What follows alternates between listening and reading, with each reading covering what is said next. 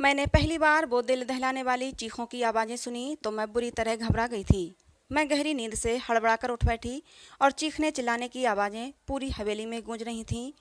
उस समय चारों ओर सन्नाटा था। मेरे कमरे में बहुत अंधेरा और सन्नाटा था।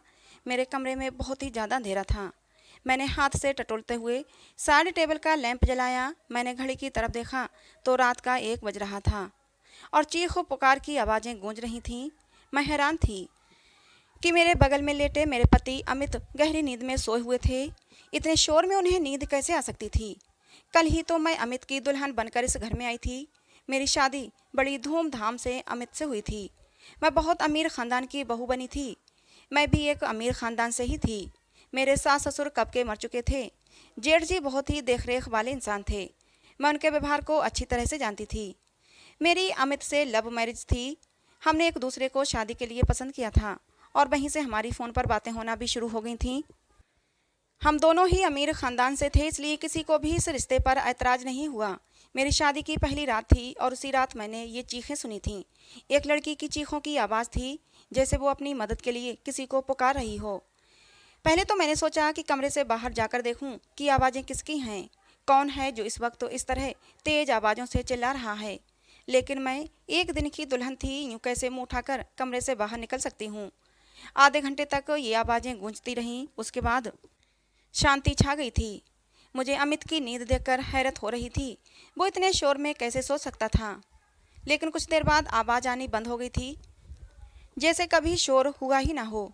मैं दोबारा से लेट गई और अब मेरी आंखों से नींद कोसों दूर जा चुकी थी। मेरा दिमाग बार बार उस चिल्लाने वाली लड़की की तरफ जा रहा था। कौन थी वो, और वो ऐसे क्यों चिल्ला रही थी, और उसकी आवाज़ पर सब लोग खामोश क्यों थे? वरना एक हलचल सी मच जाना चाहिए थी। फिर मुझे कुछ डर सा महसूस होने लगा था, क्योंकि जहाँ ये हवेली बनी हुई थी वहाँ आसपास केवल जंगल थे। गांव तो 3-4 मील की दूरी पर थे। मैं कुछ दिनों के लिए गांव आई थी, क्योंकि मुझे रहना तो शहर में ही था। शादी से पहले मेरी ये बात तय हुई थी और शहर में भी लोगों का बंगला बहुत खूबसूरत बना हुआ था और हवेली इतनी बड़ी थी कि न जाने कितने कमरे इसमें बने हुए थे। यहाँ का बगीचा भी बहुत बड़ा बना हुआ था। मुझे तो इस हवेली में घुसते ही किसी महल जैसा लगने लगा था। मैंने बस थोड़ी सी नज़र डाली थी, लेकिन यहाँ की अमीरी देखकर मेरी आंखें चौंधिया सी गई थीं। मेरा कमरा फूलों और कैंडल से सजाया गया था। मैं खुद पर जितना भी गुरूर करती उतना ही कम था।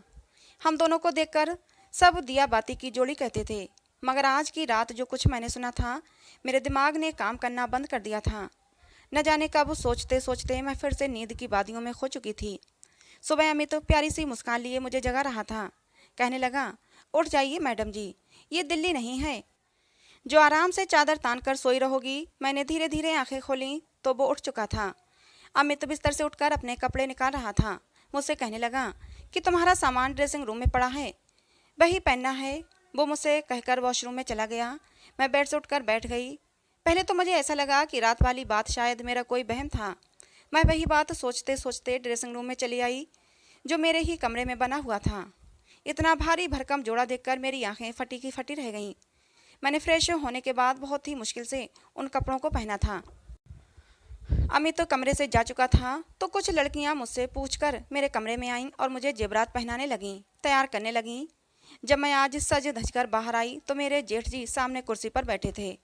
उन्होंने मुझे देखा और मुस्कुराने लगे। फिर मेरे पास आए और मुझ पर हजारों के नोटों की बारिश करके मेरा स्वागत किया। फिर मुझे बाहर ले गए, जहाँ गांव की औरतें मुझे देखने के लिए मेरा इंतजार कर रही थीं। गर्मी और धूप में न जाने कब से वो मेरी एक झलक देखने के लिए बैठी हुई थीं। मेरे जेठ जी कहने लगे कि ये हमारे घर की नई मालकिन है, अमित की बीबी। सभी औरतें मुझे नमस्ते करने लगीं। मैं थोड़ी देर से ज़्यादा वहाँ रुक नहीं पाई थी। तेज धूप ने मेरी हालत ख़राब कर दी थी। जल्दी जल्दी मैं अंदर गई और अपने कमरे में एसी ऑन करके बैठ गई। पूरा दिन लगातार लोगों का आना जाना लगा रहा। अमित से मेरी मुलाकात बस रात को ही हुई थी, वरना वो पूरा दिन मर्दों के साथ ही रहे थे। गांव के कुछ और ही रस्म रिवाज होते हैं। पति पत्नी आपस में कम वक्त और दूसरों के साथ ज़्यादा वक्त गुजारते हैं। यही मेरे साथ भी हुआ था। रात तक मैं थकान से चूर हो चुकी थी, इसलिए लेटते ही मुझे नींद आ गई और अमित मुझे कहने लगा कि गांव के माहौल से तुम परेशान हो गई हो। वो मुझे प्यार से देखने लगा। फिर मैंने आंखें खोली और थोड़ा सा मुस्कुरा दी। मैंने प्यार से अमित से कहा, अमित तो बस जल्दी से दिल्ली वापस जाने का सोचो, मुझे ऐसे माहौल की आदत नहीं है। मेरी बात पर ना जाने क्यों अमित की मुस्कुराहट गायब हो गई थी।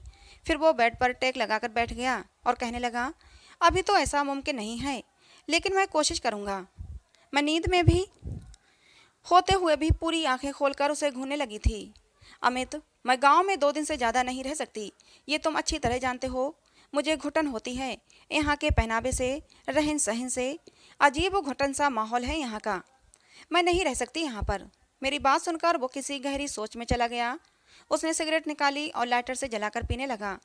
मैं नींद में चूर थी इसलिए सो गई। रात को फिर से मेरी आंखें शोर से खुली थीं। वही लड़की की चीख पुकार, अपने बचाव के लिए मदद मांगती हुई आवाज़ें। मैं तुरंत उठकर बैठी और अमित को भी जगा दिया। वो मुझे नींद में देखने लगा। मैंने कहा, अमित, किसी के चिल्लाने की आवाज़ें आ रही हैं। मेरी बात पर अमित ने नज़रें चुराईं और कहने लगा, कैसी आवाज़ें? मुझे यहाँ कोई आवाज़ नहीं आ रही। मैं उसकी ये बात सुनकर हैरान रह गई थी। ये कैसे मुमकिन था? मुझे तो लड़की के चिल्लाने की आवाज़ें साफ आ रही थीं, लेकिन अमित को नहीं आ रही हैं। मैंने हैरत से अमित की तरफ देखा। मैंने कहा कि ये लड़की की आवाज़ तुम्हें नहीं सुनाई दे रही? वो कहने लगा, नहीं, मुझे कोई भी आवाज़ सुनाई नहीं दे रही। मुझे नींद आ रही है, मुझे परेशान मत करो। ये कहकर वो फिर से सो चुका था और मेरा डर के मारे बुरा हाल था। क्या ये आवाज़ सिर्फ मुझे ही सुनाई दे रही थी? इसका मतलब कोई भूत प्रेत? ये सोचकर ही मैं कांपने लगी थी। डर की वजह से मैं अमित से चिपक के लेट गई। मेरा दिल जोर जोर से धड़क रहा था। अब तो मुझे इस हवेली में एक दिन भी नहीं रुकना था। मुझे तो भूतों से बहुत डर लगता था। अगली ही सुबह ही मैंने अमित से शहर जाने की जिद की। मैंने कहा, मुझे वापस दिल्ली जाना है। मुझे डर महसूस होता है। मुझे 2 दिन से यहाँ किसी के चिल्लाने की आवाज़ें सुनाई देती हैं, जैसे कोई लड़की मदद के लिए पुकार रही हो। मैं यहाँ नहीं रह सकती। डर की वजह से ऐसा लग रहा है जैसे मैं अभी अभी रो दूंगी। और अमित मुझे ध्यान से देख रहा था। वो बार बार मुझसे नजरें चुरा रहा था। वो मुझसे कहने लगा, बरसों से इस हवेली में ऐसे ही साए हैं। किसी किसी को ऐसी आवाज़ें सुनाई भी देती हैं जैसे तुम्हें दे रही हैं, लेकिन उन सायों ने कभी भी हमें नुकसान नहीं पहुंचाया। वरना क्या मेरी भाभियां यहाँ रह सकती थीं? मुझे अमित की किसी भी बात से चैन नहीं मिल रहा था। मुझे बस दिल्ली जाने का इंतजार था। सुबह नाश्ते के वक्त तो मेरे जेठ जी अमित से पूछने लगे कि तुम दिल्ली वापस कब जा रहे हो? ये सुनकर अमित का चाय का कप हाथ में ही रह गया था। लेकिन मैं दिल ही दिल में खुश थी कि किसी को तो हमें गांव से दिल्ली भेजने का ख्याल आया। अमित ने कहा, भाई, जो आपका आदेश। अमित ने बहुत ही मुश्किल से ये बात कही थी। वो अपने बड़े भाई से बहुत डरता था। जेठ जी कहने लगे, आज शाम तक तुम दिल्ली जाने की तैयारियां करो, वहाँ के काम देखो जाकर। मैं तो खुशी के मारे फूली नहीं समा रही थी। मैंने जल्दी से चाय ख़त्म की और कुर्सी पीछे खिसकाकर खड़ी हो गई। तो मेरे जेठ जी मुझसे कहने लगे, बहू, आज तुमने नाश्ता ठीक से क्यों नहीं किया? मैंने कहा, मुझे अपनी और अमित की पैकिंग भी करनी है। शाम तक जाना है तो टाइम लग जाएगा। मेरी बात सुनकर जेठ जी अमित को घूरने लगे और कहने लगे, तुमने बहू को ये नहीं बताया कि अब वो यहीं रहेगी? ये सुनकर मेरे दिल को एक धक्का सा लगा और मैं आश्चर्य से अमित की तरफ देखने लगी। वो कहने लगा, मैं भूल गया था भाई। मेरे जेठ जी फिर मुझसे कहने लगे, बेटा, तुम अब हमारी इज्जत हो और हमारे घर की औरतें हवेली से बाहर कदम नहीं रखती। तुम यहीं रहोगी। दिल्ली में अमित जाएगा। ये सुनकर तो मैं दंग रह गई थी कि अमित ने पहले ये बात मुझे क्यों नहीं बताई। उसने तो यही कहा था कि कुछ वक्त तो मुझे गांव में रहना पड़ेगा, फिर वो मुझे अपने साथ दिल्ली ले जाएगा। मैं गुस्से की वजह से उठकर कमरे में चली गई। मुझसे झूठ बोला गया था। कुछ देर बाद ही अमित कमरे में आया। अमित को देखकर मैं रोने लगी। मैंने अमित से कहा, मुझे इस भूत बंगले में नहीं रहना। तुमने मुझसे झूठ कहा था कि हम दिल्ली में रहेंगे। तुम अपने भाई से जाकर कह दो कि हमने यहाँ नहीं रहना। मेरी बात सुनकर वो मेरे पास आकर बैठ गया और बहुत ही प्यार से बोला, मैं तुम्हें अभी दिल्ली नहीं ले जा सकता। बस तुम कुछ महीने यहाँ रह लो, वैसे ही रहो जैसे यहाँ की औरतें रहती हैं। फिर मैं तुम्हें दिल्ली लेकर जाऊँगा। मैंने कहा, मैं तुम्हारे बिना यहाँ नहीं रहूँगी। रात के वक्त वो चीखों की आवाज़ें मेरी जान निकाल देंगी। मुझे बहुत डर लगता है। वो मुझसे कहने लगा, तुम चीखों पर ध्यान मत दो। वो जो भी है तुम्हें कुछ नहीं करेगी, ये मैं तुम्हें वादा करता हूँ। तुम बस कमरा लॉक रखना और रात को बिल्कुल भी बाहर मत निकलना। अमित की बातों ने तो मुझे और भी ज़्यादा डरा दिया था। मैंने कहा, मैं अकेली रात को इस कमरे में नहीं सो सकती। अमित तो कुछ देर तक कुछ सोचता रहा, फिर कहने लगा कि ठीक है, मैं भाई से कहकर एक नौकरानी का इंतजाम करवा दूंगा, वो तुम्हारे साथ इस कमरे में सो जाया करेगी। लेकिन तुम बस ये कोशिश करना कि भाई को तुमसे कोई शिकायत ना हो। मैंने इस बात पर सर हिला दिया। अमित शाम को दिल्ली के लिए निकल चुका था और मैं अकेली रह गई। रात को मेरे साथ एक नौकरानी मेरे कमरे में सोने लगी थी। वो ज़मीन पर अपना बिस्तर बिछाती थी और लेट जाती थी। रात को जब वो चीखों की आवाज़ें आती तो मेरी आंखें खुल जाती। मैंने महसूस किया था कि जिस वक्त चीखों की आवाज़ें आती हैं, वो नौकरानी भी करवटें बदलती रहती थी। मुझे ये शक होने लगा था कि शायद वो भी उन आवाज़ों को सुन सकती है। कई बार मैंने उस नौकरानी से चीखों के बारे में पूछा तो उसके चेहरे का रंग उड़ जाता था और वो डर जाती थी। फिर ना में सर हिलाने लगती और कहने लगती, मैंने तो ऐसी कोई आवाज़ नहीं सुनी। मैंने उसके डर से ये तो अंदाज़ा लगा लिया था कि कहानी कुछ और ही है। इसलिए उसे कहा कि मैं जानती हूँ कि ये आवाज़ें तुम्हें भी सुनाई देती हैं। मेरी बात सुनकर वो मेरे सामने हाथ जोड़ने लगी और कहने लगी, इस बात का जिक्र हवेली में किसी से न करना, वरना बहुत बुरा होगा। उस नौकरानी की बात सुनकर मुझे जानने की उत्सुकता होने लगी कि आखिर मालूम भी तो हो कि ये सारा माजरा क्या है।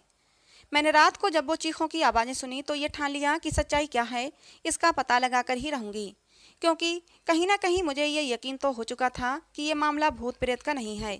रात को चिल्लाने की आवाज़ें सुनकर मैं उठ खड़ी हो गई और दबे पांव अपने कमरे के दरवाजे के पास आई और धीरे से दरवाज़ा खोला। मुझे वो आवाज़ें ऊपर की मंजिल से आ रही थीं।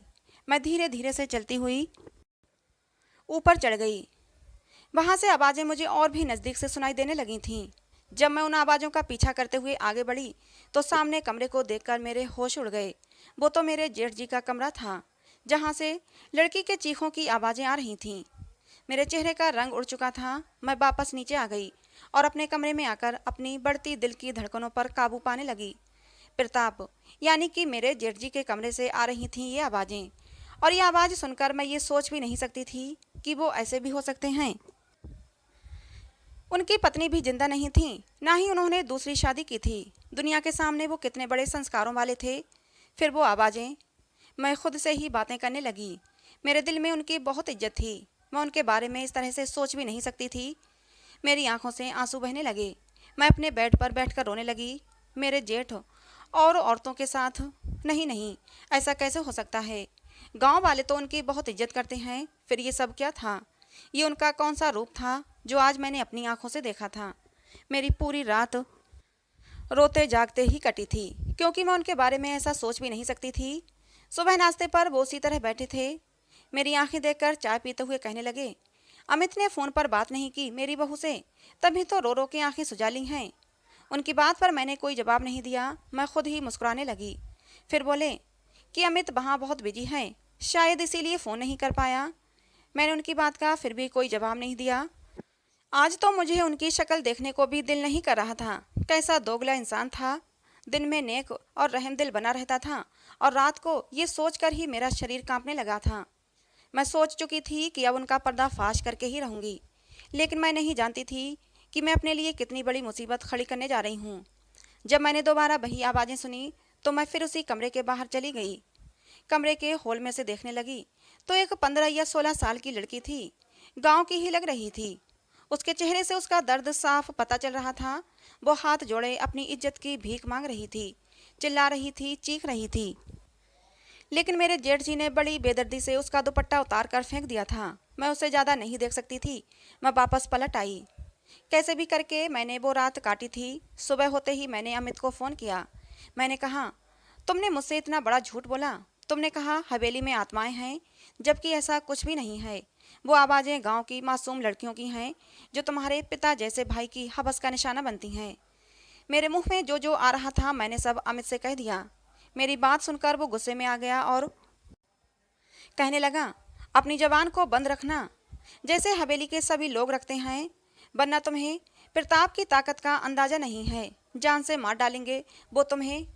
मैं अमित की बात सुनकर जितना हैरान हुई थी उतना कम था। मतलब वो अपने भाई के बारे में ये सब पहले से ही जानता था और वो भी इस सब में मिला हुआ था।